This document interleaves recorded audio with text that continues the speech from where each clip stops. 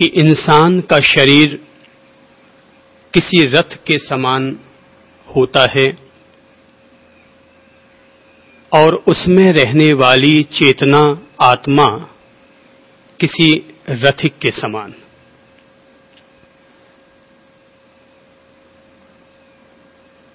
यह एक ऐसा रथ है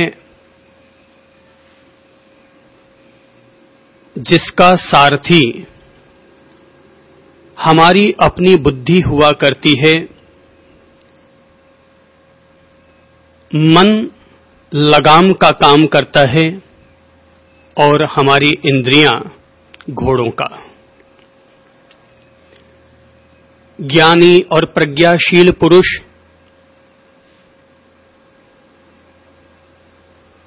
अपने विवेक और संयम के द्वारा जीवन के रथ को विधिवत संचालित करते हैं।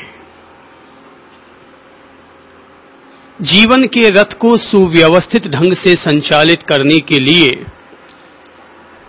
एकमात्र जिस पहलू की आवश्यकता होती है वह है बुद्धि रूपी सारथी सुव्यवस्थित हो, मजबूत हो, पूरी तरह से परिपक्व हो। किसी भी रथ का सारथी अगर सही नहीं है तो रथ का संचालन सही नहीं हो सकता।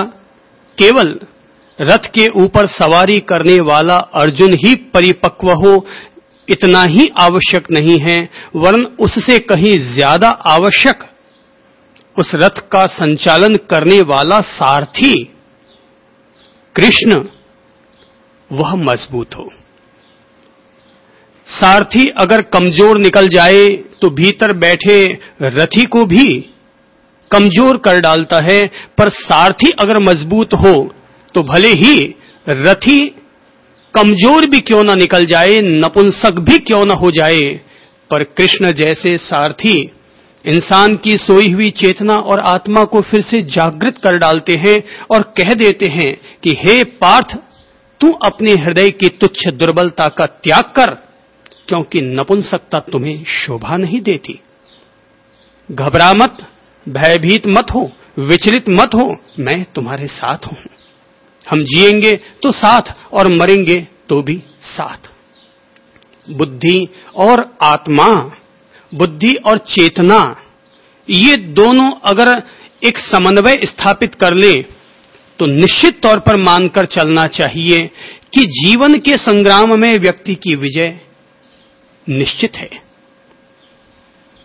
पर आज हम जिस मुद्दे पर चर्चा करेंगे, अपने जीवन के लिए मार्गदर्शन प्राप्त करेंगे, वह बुद्धि से भी 2 कदम आगे रखता है, और वह है अगर केवल सारथी मजबूत हो पर सारथी की रस्सियां अगर कमजोर निकल जाए, सारथी के घोड़े अगर दुर्बल हों, तो व्यक्ति एक सुविज्ञ, एक प्रबुद्ध, एक संबुद्ध सारथी भी कर क्या लेगा। इसलिए भगवत कृपा से, ईश्वरीय कृपा से यह जरूरी है कि जीवन के रथ का संचालन करने के लिए जिस तरह से आत्मा का स्वस्थ होना जरूरी है, रथ के रूप में शरीर का स्वस्थ होना जरूरी है और बुद्धि का स्वस्थ होना जरूरी है, ठीक इसी कदर रथ की लगाम और रथ के घोड़ों का भी मजबूत होना जरूरी है।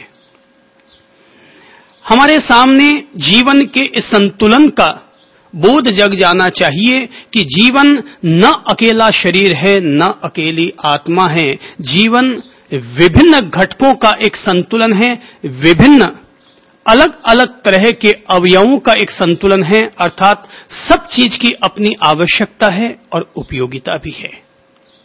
क्योंकि प्रभु कोई भी चीज को, किसी भी वस्तु को निरर्थक जन्म नहीं देता।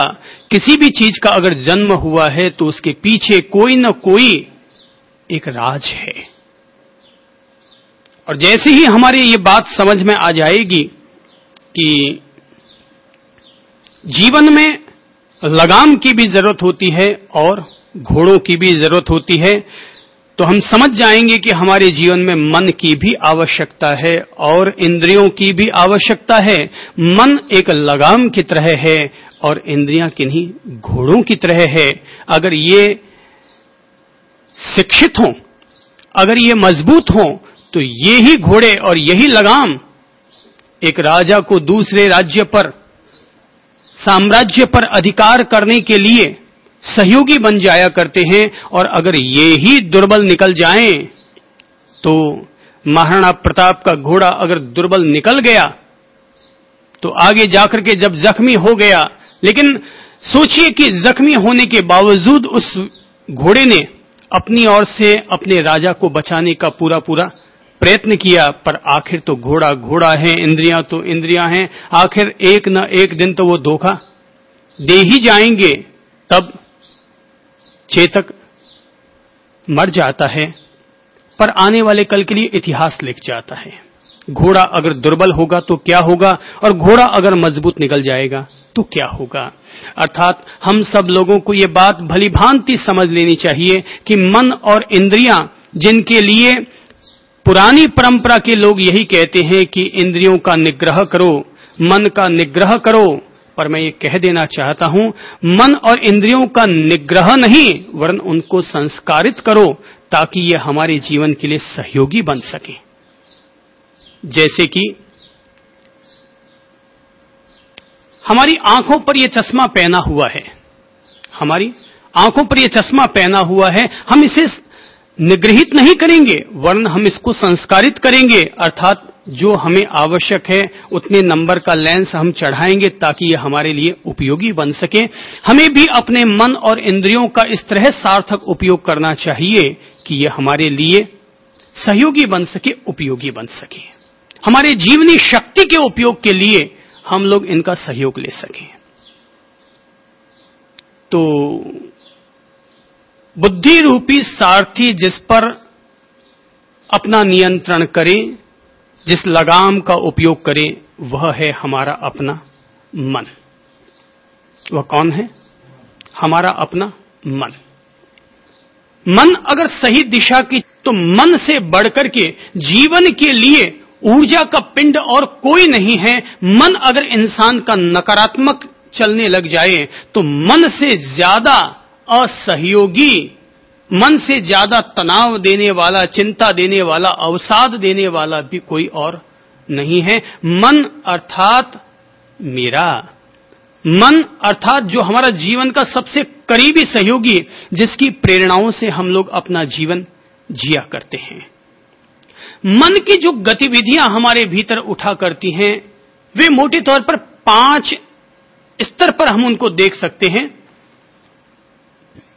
मन के भीतर जो व्यापार चलते हैं, जो व्यवहार होते हैं, जो क्रियाएं होती हैं, उन्हें हम 5 रूपों में देख सकते हैं। पहला है विचार।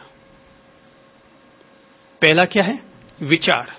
दूसरा है वासना। तीसरा है भावना। चौथा है संकल्प और 5वां है मनोबल। मनुष्य का मन जो विभिन्न क्रियाएं संपादित करता है, उन विभिन्न प्रकार की क्रियाओं को हम 5 स्तरों पर देख सकते हैं। पहला है विचार, दूसरा है वासना, तीसरा है भावना, चौथा है संकल्प और 5वां है मनोबल। तो पहला है विचार। विचार वह धरातल है कि जिसकी कोख से ज्ञान विज्ञान का जन्म होता है। मनुष्य के प्रत्येक विचार का अर्थ होता है, क्योंकि मनुष्य का प्रत्येक विचार ही आने वाले कल का निर्माण करता है।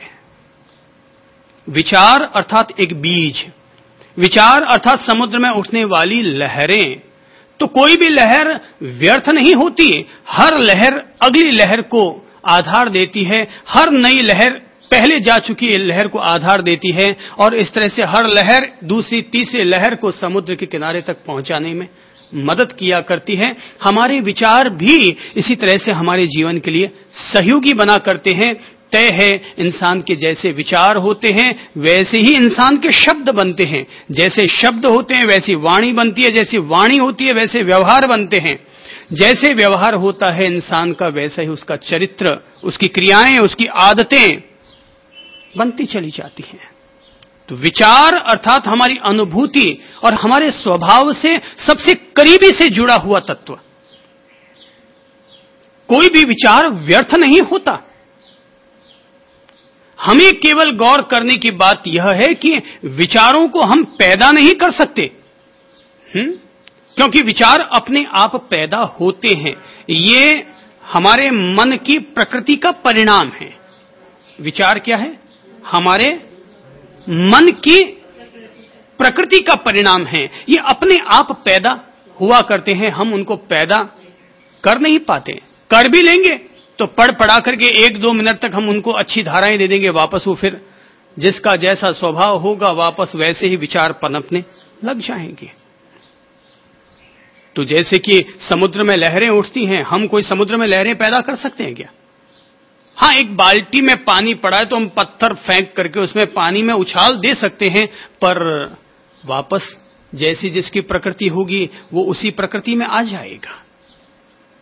जैसी जिसकी प्रकृति होगी वापस वो उसी प्रकृति में आ जाएगा। तो हमारे जो विचार हैं वे विचार भी इसी तरह से होते हैं कि वे अपने आप पैदा होते हैं। हम जो अपनी ओर से गौर करें, हम जो अपने मन पर लगाम के रूप में उपयोग करने की बात कर रहे हैं कि बुद्धि रूपी सारथी मन पर अपना लगाम लगाए, तो ये इस रूप में है कि हमारे विचार 2 तरह के होते हैं, अच्छे भी और बुरे भी। दुर्विचार भी होते हैं और सद्विचार भी हुआ करते हैं। तो अपना पुरुषार्थ, अपने बुद्धि और ज्ञान का विवेक इसी में ही है कि हम अपने दुर्विचारों को किस तरह से सद्विचारों में रूपांतरित करें। निर्विचार होना ये तो समाधिस्थ लोगों की बात हुई, केवल ज्ञानियों की बात हुई, वीतराग लोगों की बात हुई कि वो पूरी तरह से निर्विचार हो गए। अब निर्विचार होना वो बहुत ऊंची बात हो गई। सामान्य व्यक्ति के लिए तो यही बात है कि वह व्यक्ति अपने आप को दुर्विचारों से सद्विचारों में ढाले। किसमें? दुर्विचारों से सद्विचारों में व्यक्ति ढाले। अच्छे विचार पैदा होना यह हमारे मन की उर्वरा धरती की सबसे अच्छी फसल है, और बुरे विचार पैदा होना ठीक वैसे ही है जैसे कि जमीन तो बड़ी उर्वरा है पर हमने उस पर केवल कंटीले झाड़ बो दिए। इसलिए जरूरी है कि जैसे ही गलत विचार आ जाए हमें रूपांतरित कर देना चाहिए, अपने आप को तत्काल बदल लेना चाहिए। राजर्षि प्रसन्नचंद्र का उदाहरण अपन सभी लोगों को याद है कि किस तरह से वह व्यक्ति एक संत रहा। लंबी तपस्या करते हुए साधना में डूबा रहता था, लेकिन एक दफा उसने मार्ग से चल रहे एक राजा के अंगरक्षकों के मुंह से यह सुना कि ये आदमी बड़ा ढोंगी है, इसने अपने बेटे को राजगद्दी पर बिठा दिया, पर इसे नहीं पता कि पड़ोसी राजाओं ने इस पर आक्रमण कर दिया है, लोग इसके बेटे को मारने वाले हैं। संत के कानों में जैसे ही ये शब्द पड़ते हैं, संत एक अलग ही विचारधारा में बहने लग जाते हैं। परिणाम यह निकलता है, एक संत बाहर से लेकिन भीतर में राम तेरी गंगा मैली हो गई। भीतर से विचारधाराएं जब गलत बन गई तो उसके मन ही मन युद्ध होने लगा कि मेरे रहते कौन मेरे बेटे की हत्या कर सकता है। बस विचार गलत गलत गलत होते चले गए। ये क्या है? मन का जो लगाम है, बुद्धि रूपी सारथी अलग हट गया और केवल मन ही